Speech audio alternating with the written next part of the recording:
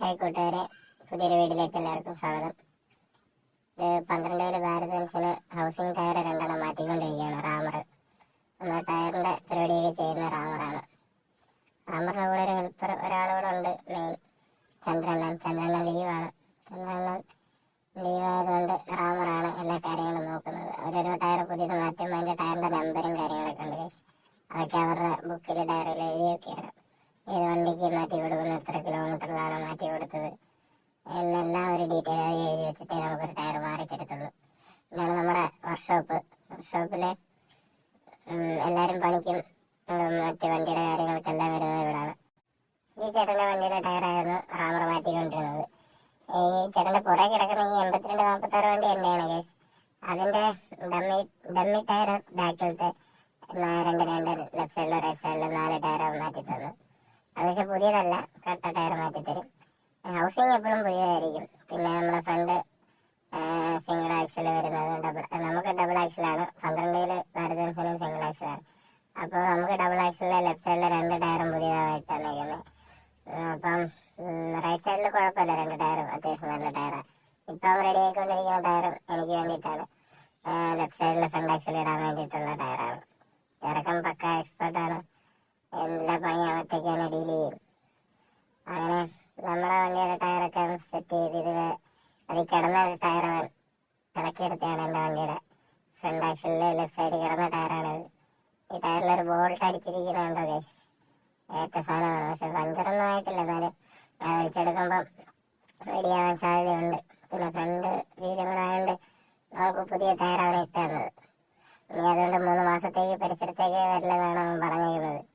നമ്മളെ അത് നോക്കി കണ്ടൊക്കെ ഓടിക്കാൻ ശ്രമിക്കും ഗൈസ്. പിന്നെ എന്ത് ചെയ്യുന്നത്, നമ്മുടെ റോഡിന്റെ അവസ്ഥ ഇതായിപ്പോയി, പെട്ടെന്ന് നശിക്കുകയാണ് ടയറെല്ലാം. അങ്ങനെ നമ്മുടെ വണ്ടിയുടെ പണിയെല്ലാം കഴിഞ്ഞ് കഴിഞ്ഞാൽ നമുക്ക് ലോഡ് എടുക്കാൻ വേണ്ടി ഫാക്ടറിയിലേക്ക് പോകണം. ലെഫ്റ്റ് സൈഡിലെ ടയർ നമ്മുടെ ചെറുക്കൻ ഇട്ടുകൊണ്ടിരിക്കുകയാണ്. ഗ്രാമറുള്ള കേസ് നന്ദു എന്ന് പറയുന്ന പയ്യനാണ്, ഹിന്ദിക്കാരനാണ്. ചെറുക്കൻ അടിപൊളി പണിക്കാരനാണ്. അവൻ ആളിനോളം എല്ലാ പണിയും ചെയ്യും. ആരൊക്കെ ലീവ് പോകുന്നു അപ്പോൾ അവരുടെ സ്ഥാനം ഫില്ല് ചെയ്യാൻ വേണ്ടിയിട്ടാണ് ചെറുക്കൻ. എല്ലാത്തിൻ്റെ ഹെൽപ്പറാണ്. എല്ലാം ഒരു പിടിക്കാനും പണി അറിയാം. മെക്കാനിക്കലായാലും ടയറായാലും സർവീസിങ് ആയാലും ഗ്രീസ് ആയാലും എന്ത് പരിപാടിയാവും ചെയ്യും.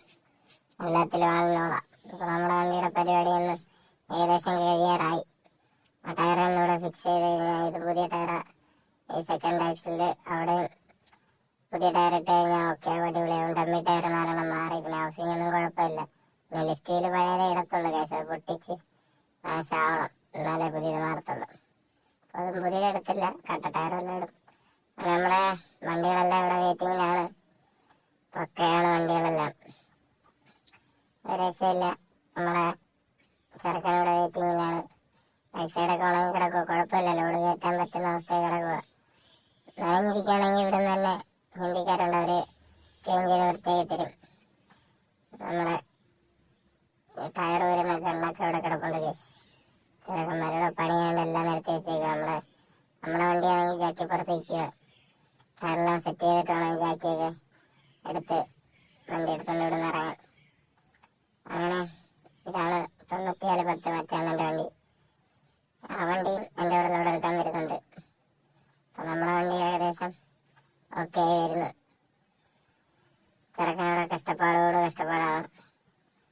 ഇതാണ് അവരുടെ റൂമും ഓഫീസെല്ലാം. അത് ടയറിൻ്റെ പരിപാടിയുടെ ഇതാണ് ടയറിൻ്റെ പരിപാടി, ടയറൊക്കെ സ്റ്റോർ ചെയ്യുന്ന സ്ഥലം.